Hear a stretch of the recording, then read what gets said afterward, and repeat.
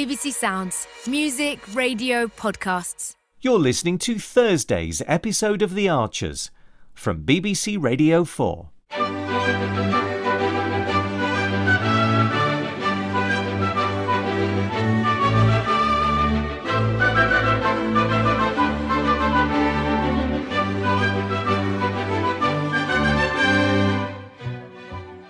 Chelsea, am I right in assuming the pink trainers abandoned on the kitchen floor? I'll stop my music. That's better. You're listening to music and you've got the television on. Sounds off, Jim. Don't want it messing with my tunes. And you're trying to do college work at the same time. Yeah, it's interesting. Hair structure. I reckon you're type 1. Am I? Yeah. Struggle to hold curls. How do you expect to learn anything with all these distractions? They ain't distractions. I literally can't do it otherwise. Well, have you ever tried? Yeah, but at home I have to block out all Uncle Gary's nonsense, don't I? Moaning and arguing the whole time. Does he ever moan about you leaving shoes in the middle of the kitchen? Oh, you haven't chucked them out, have you? I will if they're not tidied up in the next 5 minutes. Yeah, 2 secs, I'm on it. It's only because I was dying for a wee when I got back from college. I don't need to know the reason. I kicked him off because I didn't want to drag mud in like yesterday. The intention was commendable, Chelsea. The execution less so. Actually, I thought you was going to have a go at me because of the steak bake. No? You're not mad at me about it? Have you eaten it? I was literally starving when I came in. I bought it for Jazza. Oh, no. He'll only have an hour when he comes in, then he has to go back to Barrow. My bad. Oh, I'm so stupid. No, you're not, Chelsea. I am. Quite the opposite. While you've been here, I've observed a keen, inquiring mind. You're joking. For example, you passed your English resit, and I'm sure you already know more about hair structure than I ever will. Oh. The only thing you lack, as far as I can see, is a little foresight, a willingness to consider what the consequences of your actions will be for other people, like Jazza in this instance. Wish I'd had teachers like you at school, who talk like I'm a proper person, don't just shout and make me feel dumb. You're very far from dumb, Chelsea. But you might get on better if you focused more on what you're doing. You could make a start by switching off the television. I can't. What is this rubbish, anyway? We're not trespassing, are we, Rex? No, not at all. It's a while since I've ridden out this way. Oh, it's still a bridle way, Alice. I'm just putting back a hedge that used to be here. Oh, good boy, Marcy. Good morning for a ride. I'm helping Sheila exercise some of the livery horses. Who's this fella? Marcellus. Marcy. Very impressive. It does me good too. Had a pretty heavy day yesterday. Oh, dear. I'm starting to wade through a lot of legal stuff. Oh, legal's never good.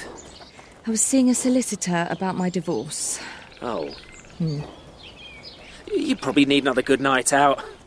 See if you can learn any more of Richard Thwaite's secrets. The social speed dating was hilarious, wasn't it? Yeah, that's one word for it. Paul must have made a fortune. You know what I was thinking afterwards? What? It's okay, Marcy. We'll be on our way in a minute. You should ask Amy out. What? But why not? You like her, don't you? Well, yes. I could see that you were getting on all right on Monday. She's great, as a mate. Well, why not take her for a drink sometime? See if there's any more to it. I don't know. Look, it's just a suggestion.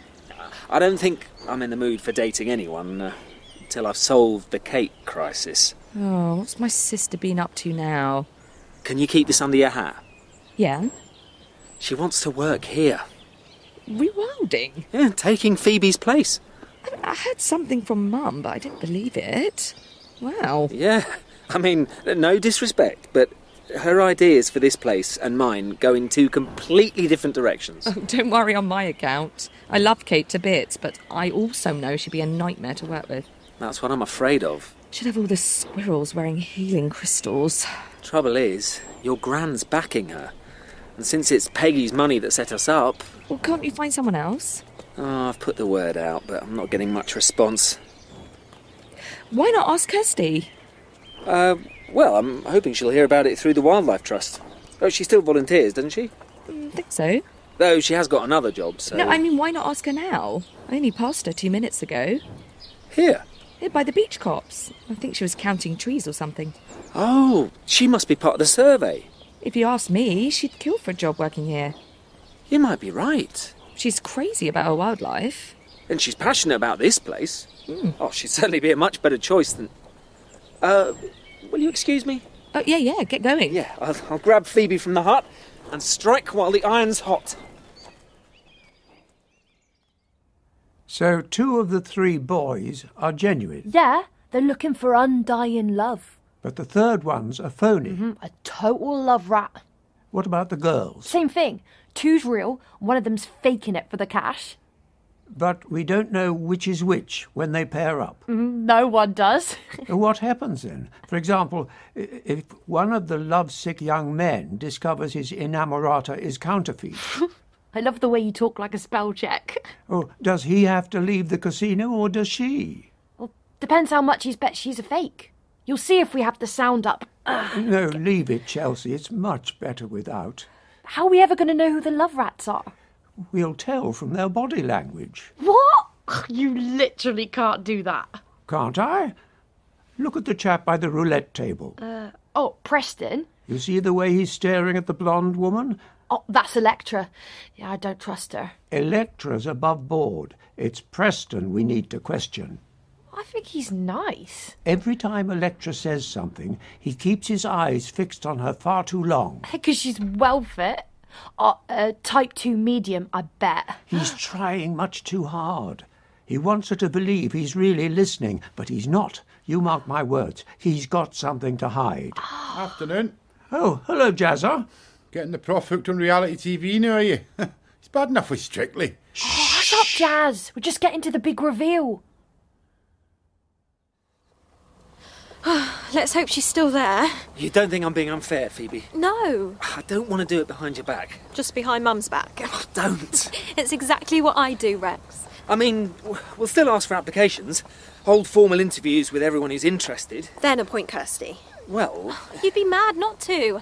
I don't know why I didn't think of it. it's hard to imagine finding anyone better. We won't. Not in Ambridge. And you're honestly okay with it? It'll make me feel a lot happier when I go. Really? Yes, knowing you've got someone you can genuinely work with. Well, yeah. I'm not sure I can ever see that happening with your mum. She doesn't even need the job. She's got a good one already. Oh, she's got all that worked out. There's going to be incredible synergy between the 2 sites. She'll be perfectly happy just looking after Spiritual Home once client numbers pick up in spring. Hi, Kirsty. Hi! Oh, hello. How's the survey going? Not bad. You've got some really healthy beech trees on this transect. Excellent. Kirsty, we've come to find you because we've had a brilliant idea. Oh, what? Rewilding Ambridge needs someone to take my place. So how about it? Would you like to work here with me? Oh, my... I mean, obviously we'd have to do it officially. You'd have to do a written application, then an interview. And after that, Rex gives you the job. Oh, my goodness. You up for it? I'm really, really flattered. You shouldn't be. You'll be perfect. It's just... Sorry. I can't. May I switch it off now? Aye, go on. That was so spooky. Jim sussed both phonies straight off, didn't even hear them speak. I know I was here. It was very straightforward. You were literally a genius, Jim. It was perfectly simple. You must have seen how tightly the redhead was clenching her jaw. Chloe, type 1 course. Save it a sec, Prof. I'll get my steak bake and come back for the inquest. Oh, no. I'm afraid the bake's gone, Jazza. What? Entirely my fault. No, it isn't. I failed to make clear it was reserved for you. I ate it. Oh, cheers, Chels. I was only dreaming about that stopped me eating my arm off this afternoon. I'm famished. I'm so sorry. I'll go down to the shop for you. Oh, don't fash. It's worth it to see you and the Prof gawking at reality telly together. Sociologically, it's been a very educational experience. Just don't show him loose women, eh?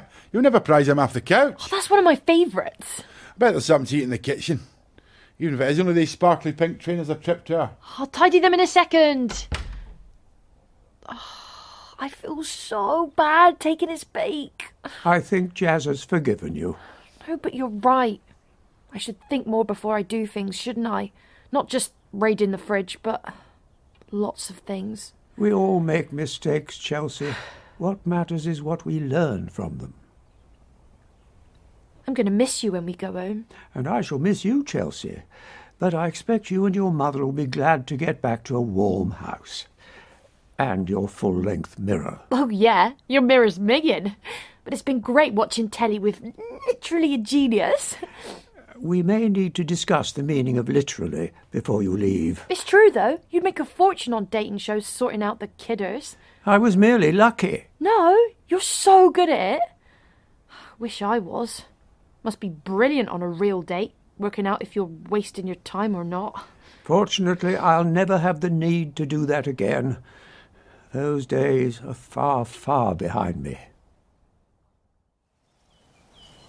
What's so great about Plovdiv? It looks amazing online. It's meant to be the cultural capital of Bulgaria. Do you actually speak Bulgarian, Kirsty? I don't need to. Not to start with. Might be handy if you're running a hotel. Well, I'm not running it. I'm only going to be a shift manager. And they want an English speaker. How did you find out about it? Lexi told me. Oh, Roy's ex. You stayed in touch with her? Occasionally. She knows someone who knows one of the directors, so off I go. Oh. Well, I suppose I should say well done. Thanks. But Kirsty, you seem like you belong here. Oh, That's what I think. I thought it too, for a long time. But there've been a few bumps in the road the past few years. Some things I'm finally at peace with. Others, well, I don't want to live the rest of my life in the shadow of Philip Moss. I can understand that, but that's not how everyone else sees you, Kirsty. No, it isn't. Well, that's how I feel. If you'd offered me the job some other time, you might well have got a different answer. But now I'm ready for a change. Best of luck to you then. Bon voyage. Whoa, I'm not off tomorrow. Oh. Though I've started on the paperwork. I'm just hoping it all goes through. Fingers crossed. Sorry if I'm letting you down. You're not. If we'd have known you were off, we wouldn't have asked you. I didn't want to tell you, Phoebe, until it was all completely finalised. Don't want to jinx it. There's that, and, well, I've made some fantastic friendships here. It's not going to be easy saying goodbye. Especially to your dad, Phoebe. He's still getting over me leaving. Poor old Roy. Losing two of his favourite women at the same time. It's not going to be much fun, is it? No. And he's not the only one. We'll all miss you, Kirsty.